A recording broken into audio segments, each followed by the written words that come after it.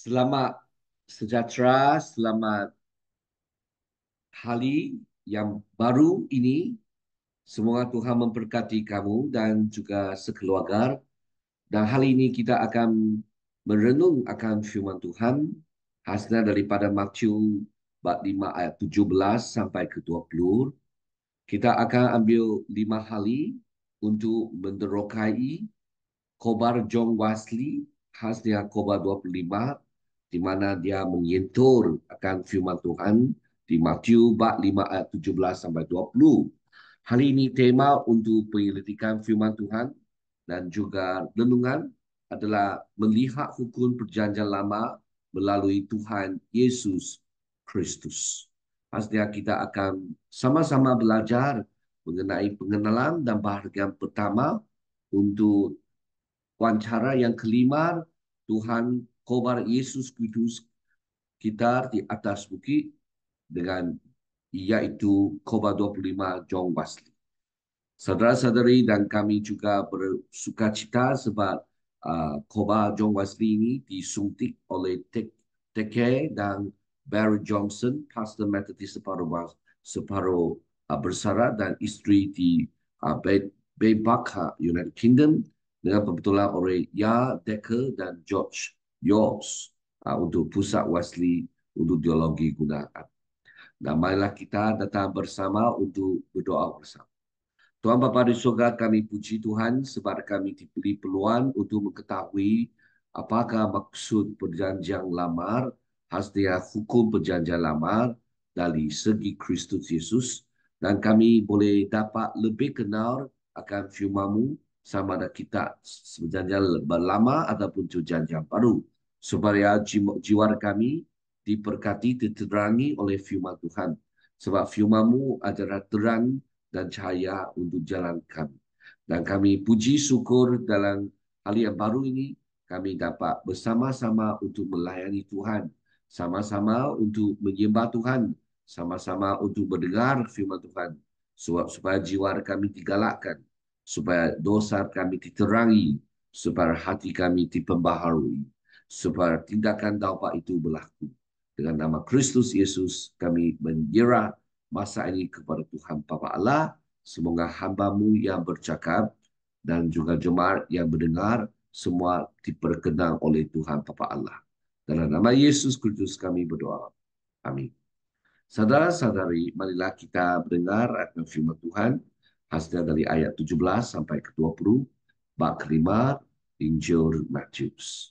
Ayat 17 ke 18 di mana ayat suci sedemikian Yesus Kristus berfirman, jangan sangka bahawa aku datang untuk menghapuskan hukum Taurat atau kitab nabi-nabi. Aku datang bukan untuk menghapuskan, tetapi untuk menggenapinya. Kerana sesungguhnya aku berkata kepadamu, selagi langit dan bumi belum lenyap, satu titik atau satu huruf pun tidak dapat diadarkan dari hukum Taurat sampai semuanya terjadi. Kerana itu, siapakah yang melanggar salah satu perintah hukum Taurat sekalipun, yang paling kecil dan mengajarkan demikian kepada orang lain, yang akan menduduki tempat yang paling rendah di dalam kerajaan surga. Tetapi siapa yang melakukan dan mengajarkan segala perintah-perintah hukum Taurat, ia akan menduduki tempat tinggi di dalam kerajaan surga. Itu ayat 19. Maka ayat 20, maka aku berkata kepadamu, jika hidup keagamamu tidak lebih benar daripada hidup keagamaan ahli-ahli Taurat dan orang-orang Farisi, sesungguhnya kamu tidak akan masuk ke dalam kerajaan surga. Maksud di sini, Yesus kata dia datang bukan hapus perjanjian lama. Maka dia datang adalah untuk menggenapi, untuk membantu kita lebih tahu apakah sebenarnya perjanjian lama itu berkata, apakah maksud daulat. Dan kita tahu, Paulus kata, sebenarnya hukum adalah untuk membawa kami kepada Kristus. Dan kita akan tahu, dan tiada seorang dapat melanggar satu perintah Tuhan. Dan semua kita perlu belajar dan juga menduruk.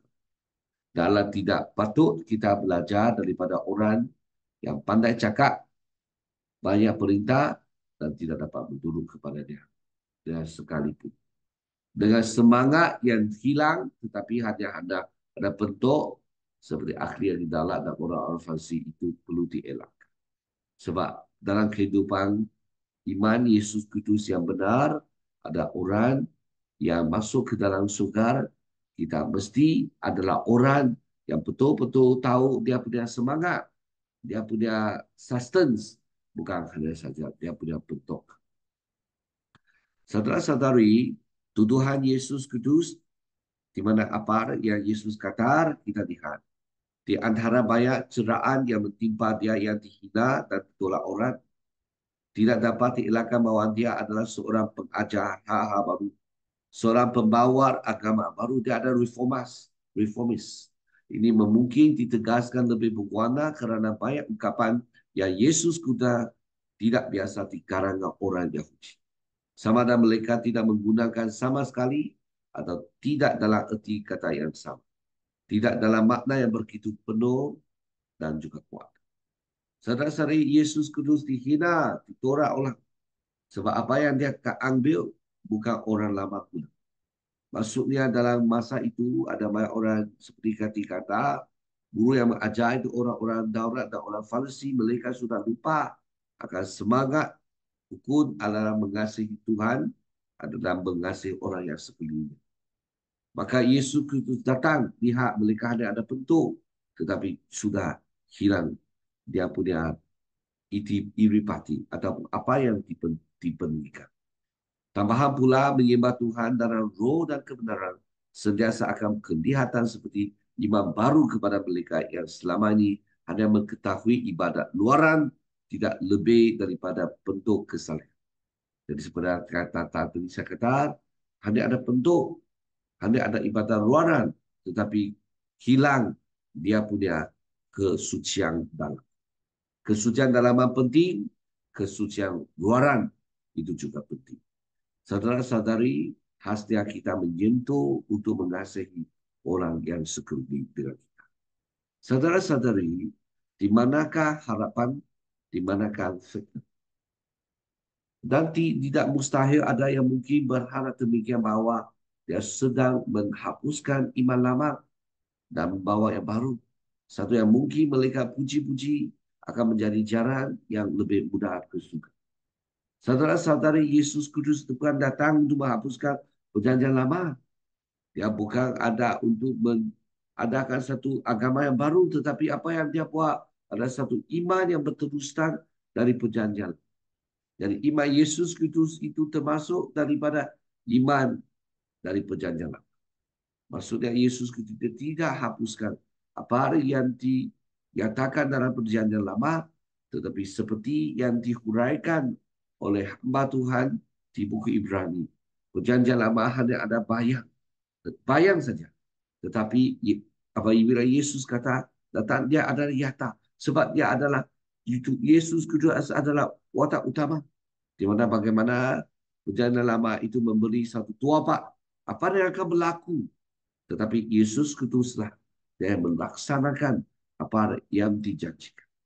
Saudara-saudari, mari kita lihat ada orang yang anggap ini satu perkara yang baik di mana lebih senang pergi ke surga. Sebab tidak perlu lagi melaksanakan perjanjian lama ataupun hukum di perjanjian lama.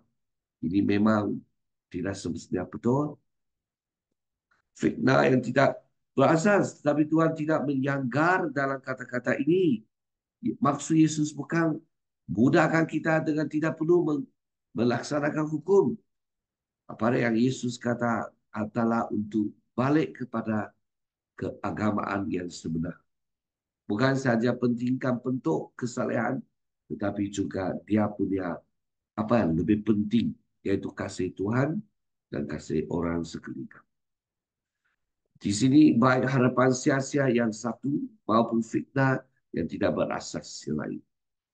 Yesus Kudus, maksud Yesus Kudus yang difahami oleh John Wesley dan juga saya adalah akan mempertimbangkan dalam suasana yang sama seperti yang terletak. Mengambil setiap ayat sebagai tajuk wacara yang berbeza. Jadi seterusnya satu demi satu Yesus Kristus mau menghuraikan si dosa. Saudara-saudari, maksudnya Yesus Kristus, kita perlu melihat hukum perjanjian lama dari lihat perlihatan Kristus Yesus. Dan itulah pengenalan dan sekarang kita akan dalam kandungan bahagian pertama, hukum upacara. Seperti Jung Slikada dan pertama, jangan sangka bahawa aku datang untuk menghapuskan hukum Taurat atau kitab Nabi-Nabi. Aku datang bukan untuk menghapuskan, tetapi untuk menggenapinya. Ini Yesus Kristus yang kata. Di mana kita menerangkan, Yesus Kristus kata, dia datang bukan untuk hapus hukum upacara atau seremonial yang disampaikan oleh Musa kepada anak-anak Israel yang mengenai semua perintah dan peraturan yang berkaitan dan khobar dan pelayanan bait suci yang lama. Tuhan kita memang datang untuk menghancurkan, membubarkan, menghapuskan sama sekali. Dari segi itu memang hapus. Sebab Yesus Kristus adalah yatar, perjanjian lama adalah banyak. Domba yang disembarkan sebagai korban kepada Tuhan itu sudah diperbaharui. Seperti yang dicatatkan dalam kitab Ibrani, Yesus Kristus sendiri adalah domba. Seperti Injil Yohanes, di mana Yohanes Pembaptis kata, Yesus adalah domba Tuhan, di mana akan mengampuni dosa, darah yang dicurahkan akan mengampunkan dosa manusia. Mari kita lihat kesaksian para rasul. Kepada hari ini semua rasul bersaksi. Bukan hanya Barnabas dan Paulus yang dengan gigih bertentang mereka mengajar bahawa orang Kristian harus mematuhi hukum Musa. Kisah para rasul 15 ayat 5. Bukan hanya Petrus yang menyebut desakan ini. Pada pemerintahan hukum upacara suatu mencubai Allah dan menaruhku pada tekuk murid-murid yang tidak dapat dipikul baik oleh nenek moyang kita maupun oleh kita. Tetapi semua rasul, penantuan dan saudara-saudara berkumpul dengan satu hati.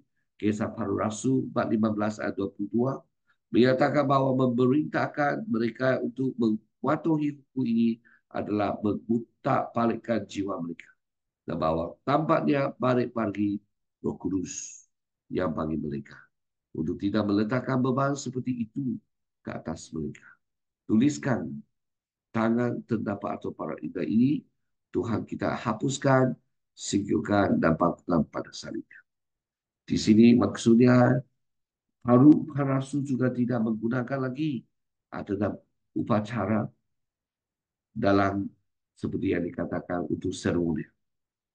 Sebab Yesus Kristus sudah hancurkan di atas sana. Sebab Yesus Kristus sendiri adalah domba dan sendiri adalah imam yang terbesar. Satu kali sembarkan ada penggunaan untuk selama-lamanya. Tidak seperti perjanjian lama di mana mereka perlu setiap tahun untuk menyebarkan lagi korban domba, korban yang lain untuk mengampunikan dosa kami.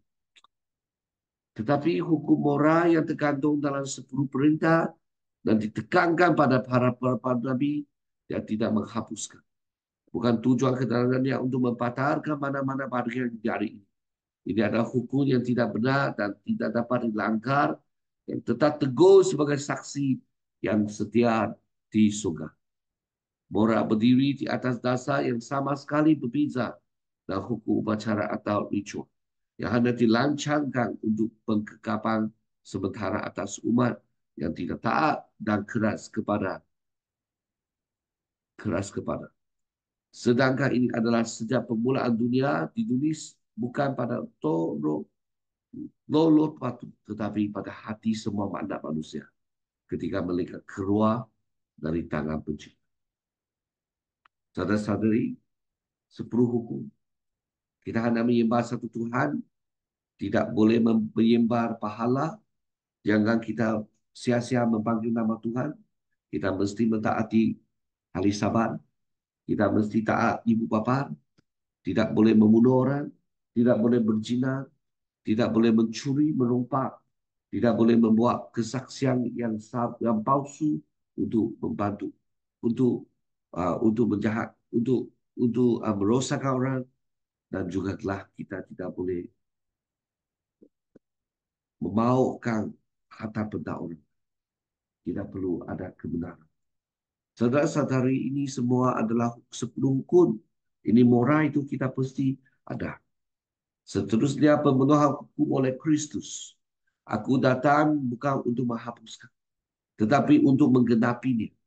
Ada yang telah memahami maksud Tuhan, tidak sebab aku datang untuk menggenapi ini dengan ketaatanku yang sepenuhnya. Dan sepenuhnya kepada, dan tidak akan dilakukan bahwa dia melakukannya dalam perketian ini memenuhi setiap bahagian. Maksud sebenarnya ialah tetapi ini tidak kelihatan seperti apa yang dia maksudkan di sini. Kerana asing dengan skop wacananya yang sekarang. Nampak kelaguan maksudnya di tempat ini adalah saudara dengan semua yang mendahului dan mendukung. Aku datang untuk mendekatkan dalam kepenuhannya. Walaupun ada semua tafsiran manusia, aku datang untuk menempatkan dalam pandangan yang penuh dan jelas apa saja yang gelap atau samar di dalam. Aku datang untuk menyatakan makna yang benar dan benar dari setiap bahagiannya. Untuk menunjukkan panjang dan lebar, keluasan penuh setiap perintah yang terkandung di dalamnya. Dan ketinggian dan kedalaman, kemuliaan dan kerohanian yang tak terbayang dalam semua cawan. Saudara-saudari, kita lihat Yesus Kudus dia sendiri menjelaskan iman adalah untuk pelaksanaan. Yesus kata apa yang penting, Tuhan kita telah melaksanakan ini dengan berlimpah-limpah dalam bahagian-bahagian sebelumnya. Dan selepas wawancara di hadapan kita, di mana Yesus tidak memperkenalkan iman baru ke dalam dunia, yang sama sejak awal, agama yang substansi, tanpa kelakuan setiap penciptaannya, seumur dengan manusia, dan telah berasal dari Tuhan pada masa yang sama ketika manusia menjadi jiwa yang substansinya. Saya katakan kepada kerana beberapa keadaan yang sekarang berkaitan dengan manusia sebab yang telah jatuh. Iman yang disaksikan baik oleh hukum darat dan oleh para nabi dalam semua generasi yang berikut. Namun yang tidak benar dijelaskan sepenuhnya atau difahami dan terdiri sehingga pengarang agung itu sendiri berkenak untuk memberikan kepada umat manusia komentar yaitu yang sahih tentang semua cabang penting daripadanya pada masa yang sama menyatakan bahawa yang tidak pernah diubah tetapi akan tetap berkuasa sampai akhir. Kita puji Tuhan atas karunia Tuhan. Kita tahu marilah kita berimpak balas apa yang Yesus itu maksud. Yesus tidak mengubah, tidak menghapuskan. Tetapi untuk hukum serumnya, upacara itu dihapuskan sebab Yesus Kristus adalah maksud sebenar untuk upacara. Di mana kita lihat Yesus Kristus apa yang dia tidak menghancurkan dan tetap kita mau teruskan yaitu hukum Taurat. Yang dimasukkan Yesus dia tidak mau. Sebab upacara itu ada daripada dasar adalah hukum moral. Saudara-saudari, marilah kita faham Yesus Kristus maukan kita laksanakan. Sebab 10 hukum yang ada itu sebenarnya sudah ada dalam hati kita sejak kita diciptakan. Tetapi itu dijelaskan melalui roh-roh patuh. Dan selepas itu Yesus Kristus pencipta penggarang 10 hukum itu datang untuk menjelaskan. Semoga Tuhan memberkati kita untuk memahami akan firman. Mari kita datang berdoa. Bapa pada surga, kami puji syukur Tuhan sebab memberi peluang kita kami untuk memahami firman. Dan kami mau lebih-lebih lagi memahami firman. Sebaya kami menerokai, sebaya kita memperoleh berkat yang begitu limpah. Ampun dosa kami dan pimpin kami. Dalam nama Yesus Kristus kami berdoa. Amin. Semoga Tuhan memberkati kamu dan juga sekeluarga dan kita jumpa lagi.